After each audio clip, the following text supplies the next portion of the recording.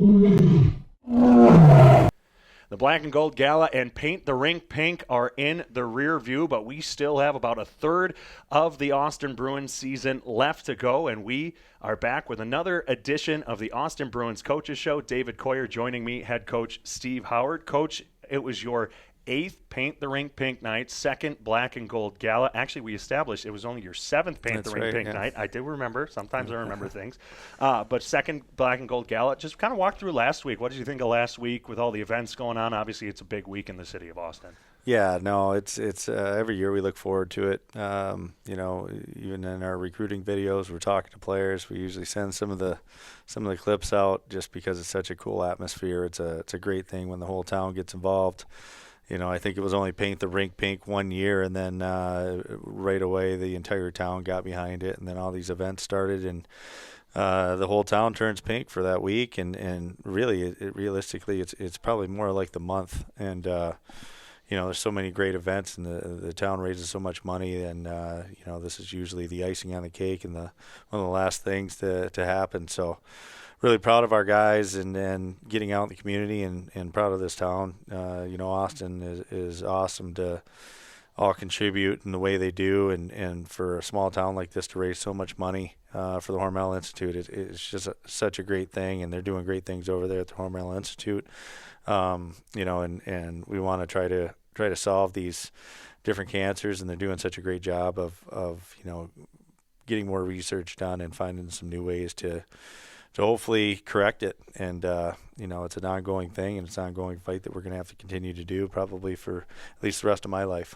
Black and Gold Gala, told you I wasn't going with the bow tie, but I still brought out the bling. I had the nice little gold sparkly jacket. I'll definitely be putting a picture on this so people can see it. But what'd you think of the jacket? Yeah, I thought it was good. I can't remember. I was calling you the $1 Million Man, Ted DiBiase, because I thought he had a gold jacket, but maybe it wasn't him. Was it his? He had black. He'd have gold sequins on it, and so I'm sure if you go back, he probably has a gold jacket somewhere. Well, I have like the black and faded into gold, but you went totally all out. You look like a shiny Rolex. So that's what I was going for. You stand out in a crowd, people remember you.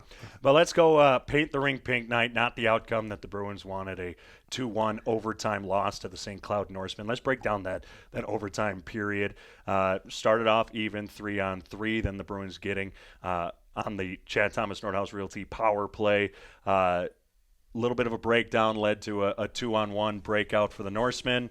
They end up getting the shorthanded goal for the win. Just kind of walk us through your perspective of that overtime period. Yeah, we called the timeout right away, and we wanted to make sure the guys knew where they were going to be and how they were going to, kind of get formed or what spots they were going to be in. And one of the last things I had said to the guys was, we don't want to get too far down or outside of the dots per se, just because we don't want to give them an opportunity to get a 2-on-1, and unfortunately we had Bynes make a change. So Bynes came off. He had been out there to start the overtime, and so he had gotten tired, and Melly went out, and Ludwig Melgren went out, I should say, and Ludwig was in the right spot, but he had given Luke a pass, and Luke tried to make a play happen kind of as he was drifting outside the dot, and once that puck kind of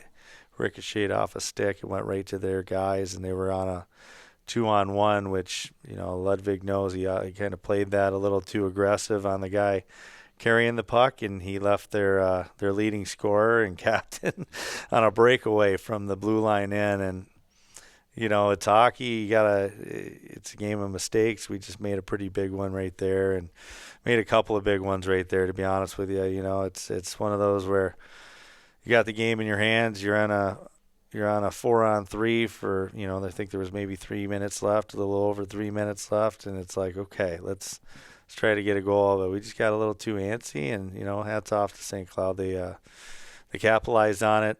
Kyle Miller's a good hockey player, and he has some speed. He flew up the ice, and it was a nice shot.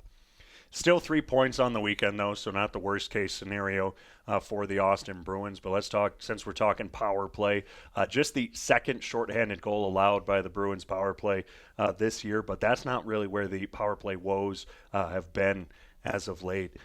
Excuse me. 1 for 14 on the power play last weekend, including 1 for 9 on Friday night. Since the turn of the new year in 2025, 5 for 43 with the extra skater. Just talk about what's been going on with the power play as of late with the Bruins. Yeah, like there's certain things that have to happen on a power play, and our guys have kind of gotten away from it. I think they had success early on with being able to, and going back to it, like Alex Lorenzo and Luke Malkasian, they're a couple of shooters, and if 40 games in now, they're not going to let you shoot. They're going to come out and they're going to try to block your shot. They're going to force you. So some of the other guys have to contribute in that aspect. And then when they are getting their chances, Luke's been hitting pipes lately, and we're trying to shake him of that, and as he's getting the chances, as a coach, like when a guy's in a little bit of funk, he's not scoring a whole lot. As far as goals go, like, you have to worry when they're not getting the chances. He's getting the chances. It's just, he's hitting a lot of pipes, and it is what it is. But you got to get back to basics, and I think our power play needs to understand what the basics are, and for me, it's shots and recoveries and getting guys at the net and traffic, and we've been kind of way on the outside and perimeter doing a lot of passing, but not a whole lot of shooting. And when we are shooting, we're not recovering pucks, or we're blowing it by the crossbar and around the outside of the net, which you got to be able to hit the net too. So, like I said, power play needs a little shake up, and it's definitely going to happen this weekend. And speaking of the power play, I mean, Friday night, as mentioned, 1 for 9 on the power play. There were a lot of penalty minutes Friday night. 172 combined penalty minutes between the two teams. All heck broke loose Friday night. We're not going to go into detail on what all happened, but from a coaching perspective, when penalty minutes start getting that high and when there's basically a penalty called almost every few minutes, what challenges does that bring as a coaching staff on how do you handle whether you're on the power play or you're having to kill off these penalties, or if it's 4-on-4? I mean, we saw basically every single situation you could possibly be in Friday night. Yeah, no, there's no flow from a coaching perspective. Like, it's all special teams, right? Which is tough because, some of your players might not be on the power play, or some of your players might not be on the penalty kill or the power play. And then, some of your guys like Alex Lorenzo and Luke Malkasian, who play on both, Jackson Riley, like you end up taxing them a little bit too much, and they can get pretty tired. And I think it showed a little bit on Saturday, but they had to do the same things. It was just it was an interesting game for sure, and it's hard when you don't have that 5-on-5 flow. It's just constantly penalty after penalty, and it's all coaches talk about it. You wanna be able to get into a little bit of a groove 5-on-5, and then the power plays and the penalty kills should be bonuses for one team, and you use the kill obviously to create some positive momentum when you get back on 5-on-5. And yeah, that was the hard part. Is it was kind of went down that road, and once it got going down that road, I'll say this, like the ref kept it consistent at least. He was like, he didn't put the whistle away and let some of the stuff go that was called early on. And, unfortunately we let him back in it. We had a couple of dumb penalties in the third there where we didn't have to do this or do that. And, they capitalized on a couple of goals there in the third and got themselves back in it, and it's one thing to have that 6-2 lead going into the third, but you give them a couple of goals that,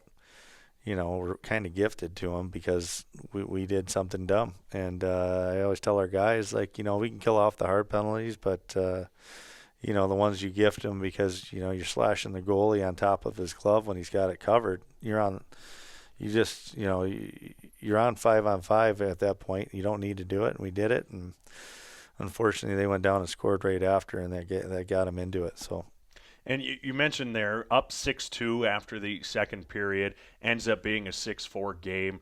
3 goals in the first period, 3 goals in the second period. After that game, are you looking at it from a perspective of we just scored 6 goals on St. Cloud, including 2 quick ones in the first 3 minutes, 30 seconds apart, or are you focusing a little bit more on the, hey, that third period was a bit sloppy, we had some of those silly penalties, and they almost got themselves back into it? Oh, I was not happy. It was all the latter, the second part there. I went in and, the guys were happy they won. And, I'm one of those guys. I want to win the right way and I want to play the right way. And I didn't think we played the right way in the third period. I felt like with that 6-2 lead, we could have went in and played a boring third period game. And, we got caught up in the extracurriculars and some of the things that we were doing. And some of the guys thought it was point night. And I don't ever like to look at a game like point night, and it was great. We scored 6 goals, but we only had 1 power play goal, and I don't know how we had 2 or 3 5-on-3s and 1 for a full 2 minutes. It's like, there was a lot of wrongs in that game that we needed to correct, and I didn't want our guys walking away just all happy and positive and rainbows and whistles. We had some tough stretches there where, we needed to play better and we need to understand going down the pipe here and entering the playoffs. Like you let a Minot take some bunch power plays in the third, they're going to jump on you, and that's something we gotta make sure we control. And I don't like losing control of the game ever. I want us to be in control and how we're playing and how we're reacting to certain things, and I thought it got away from us a bit. So the guys heard about it afterwards, and we played a much tighter game on Saturday, and unfortunately we hit probably 4 or 5 crossbars, pipes, and whatever else, and it didn't go in. But once again, we had the game, we had control of it. We just we let it go in a couple bad plays. So. One nice thing about Friday night, I mentioned those 2 goals early on in the first 3 minutes, about 30 seconds apart from Alex Lorenza, Ashton Bynum. The Bruins have been struggling a little bit to try and get on the board early on in the first period. It's something throughout that 21-game point streak that seemed like they were strong at, scoring kind of early on in that first period, getting that first goal, having that lead to work with instead of having to play from behind. Saturday night, another scoreless first period between both teams. Looking at Friday night, getting those 2 goals early on and then having that 3-1 lead after the first period, how does that really take that pressure off headed into the first intermission and as the game goes on? It can. That's something that now that I've been coaching as long as I have, I address every time. I feel like certain guys will relax. They'll kind of like, they'll get a little loose in the locker room and they'll let their shoulders down. And that's what I always talk about is we're definitely not going to relax here. Like, game's not over. There's a lot of hockey left. And, it just, once again, I think we had a good second period there. But it was a lot of penalties and power plays. So the third period is just, that's where we're trying to go out there in a 6-2 hockey game. We're going to make sure we play the right way and we're structured and we're doing all the things that we normally do. And we didn't do them. And once again, that was the hard part is I think we started out that third period on the power play. We had a full 2 minutes or something along those lines. And, when you have that happen and then you're rolling right into a penalty kill and then a power play and a penalty kill, you have some guys that are a little loose in some aspects. They're trying to kill penalties and trying to block shots, but then they're trying to score goals on the power play. So it's like it got a little tough to make sure you're saying the right things in the right times, I guess. This is probably the easy way to put it. But we definitely want to keep our thumb on the fact that, we need to play a 60-minute game, and when we're 5-on-5, we need to play the right way, and we need to be structured. Looking ahead now for the rest of February, including Saturday night's Paint the Rink Pink Night, 6 games in a row where you do not play the same opponent 2 games in a row. And this is coming off of playing Watertown 4 games straight, Aberdeen 4 games straight. Now it was St. Cloud on Saturday. You got the Mallards and the Bulls this weekend, Bulls and Norsemen the weekend after, and then closing out the month against Bismarck. How does that affect overall preparation? I mean, obviously, if most weekends you're playing the same team 2 nights in a row, like you were with St. Cloud, so you're game prepping for that team, maybe making some adjustments on Saturday. Now it's all right. You got the Bulls here on Friday, and then Saturday it's okay. We got a completely different team. How does that affect practice during the week? Yeah, well, I always bring this up to Robbie quite a bit because he's got it pretty easy. He's been pre-scouting and watching video and getting notes set up for one team for the next 4 games. And where I came from in Waterloo in the USHL, like we had 2 different opponents pretty much every weekend, unless you were going to the outside of the footprint, which was Youngstown, or if you're up in Fargo or going to Tri-City, then you played the same team back-to-back nights. But it was constantly 2 different teams every weekend, so Sure. I had to have 3 different games clipped for each team that we were playing, which meant 6 games. And that was right after we clipped our own stuff from the weekend. Mm-hmm. And we certainly didn't have the tools that they have nowadays with TPE and all these different things. Well, like it already clips up some of that stuff for you. So, he's going to learn, like, you got to put a little bit more time into what you're watching and how you're watching it. But more importantly, like, we're at the point in the season where we've seen everybody. So it's not like these are new teams either. Yeah. And that's the difference. We haven't seen both the teams we're playing this weekend in quite some time, but, we kind of know the way they're playing, or at least, some of the aspects of what they're doing. And we got to be prepared for changes too. But we just have to make sure we're playing our game. I think that's the most important thing. I think we're prepared for any team we're playing, as long as we're playing our structure. But at the same time, like, we do like to keep tabs on, especially the special teams piece. And I think Al and Robbie are doing a good job of clipping that stuff up, or doing the right stuff. But more importantly, we need to focus on ourselves. Friday night, the first time that the Bruins see the Bulls since the weekend sweep in December, and it's even longer for the Minnesota Mallards. It was the November 29th shootout loss up in Forest Lake, so it's the first time that the Mallards make the trip down to Riverside since mid-November for Military Appreciation Weekend. Heading into this kind of final bit here of the Coaches Show, I mentioned at the top of the show that 2/3 of the way through the season, 19 games left of the regular season, and I did a little bit of digging on the last 2 seasons for the Bruins. Currently sitting 61 points, 3rd place in the Central Division with 19 games left. Last year, finished the season with 66 points, 31 wins. Bruins only 3 wins out from where the win total last year. And then you look back to 2 years ago with the Robertson Cup appearance, 34 wins on the year, 78 points. So only 17 points behind where you were 2 years ago, taking the team all the way to that final game. And really only 6 wins away. With a third of the season left to go, where do you see this team compared to some of the recent teams that you've coached? Well, I mean, each year is different. Yeah. So,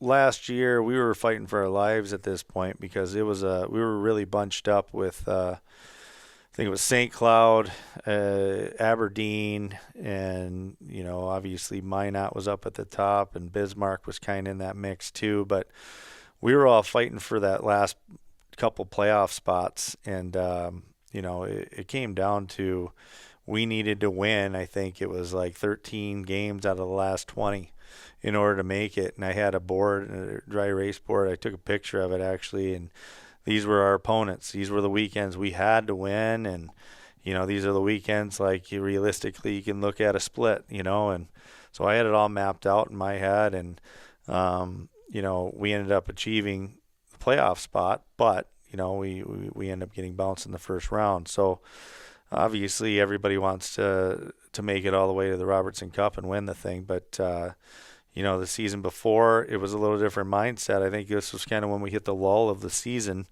being that the guys were just playing a little loose. We went on a little bit of a stretch where we just weren't playing good hockey, and we had a little bit of a wake-up call that year, talking to all the guys, and had a meeting, and we ended up turning it around and going on a little bit of a run that back half after dropping a few games in a row. So this year it's a little different scenario where we're looking at this back half, and we have some tough games.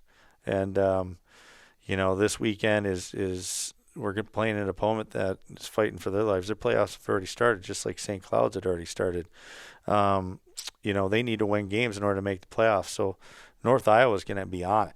And then if you get so focused on North Iowa that you look past the Mallards, they've beat a couple of teams that have been, in a playoff position. So there is no nights off in the Central. We always talk about it, but Friday's going to be very, very important for us to be on our best structured game.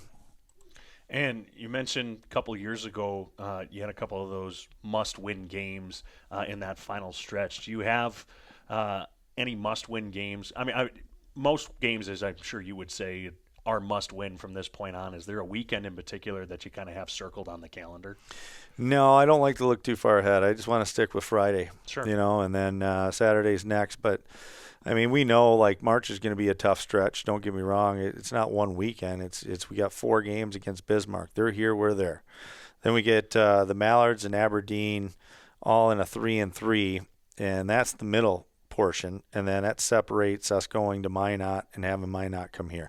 So you're looking at those games. There's 8, 9, 10, 11 games where those are all jammed in the month of March, and so that's a tough stretch. And looking at what we need to do now in order to set us up for that stretch is we need to make sure we're focused on Friday and each week take the next game, take the next period as it comes to us. We always talk to our guys about playing 5 minutes at a time, and you want to have a good start and win the first 5, and then you focus on the next 5. I think when teams start looking too far ahead, they start circling weekends, they start worrying about this. Before you know it, the team in front of you punches you in the mouth, and I don't want that. So North Iowa is our focus right now. They're a good hockey team. They obviously have had a big rivalry with us. They've definitely stolen quite a few games in this building before, and we don't want that to happen on Friday. Friday night, 7:05 puck drop for Love is in the Air night, as you just saw on your screen. We're having a buy one, get one half off ticket special. So bring that special someone to the rink on Friday. Show them some Bruins hockey as we welcome in the North Iowa Bulls. And then Saturday night, it's the Minnesota Mallards, 7:05 puck drop as well. If you're not able to make it to the game, you can catch all games all season long on NAHLTV.com. I'll be on the call this weekend, but a big stretch of games coming up. We're in the final third of the season, really the final stretch. And as you heard Coach explain before, the month of March doesn't get any easier than the games coming up here in February. So stay tuned to the Bruins, and we'll see you in a couple weeks for the next edition of the Austin Bruins Coaches Show. Coach, thanks for joining us once again. Thanks for having me.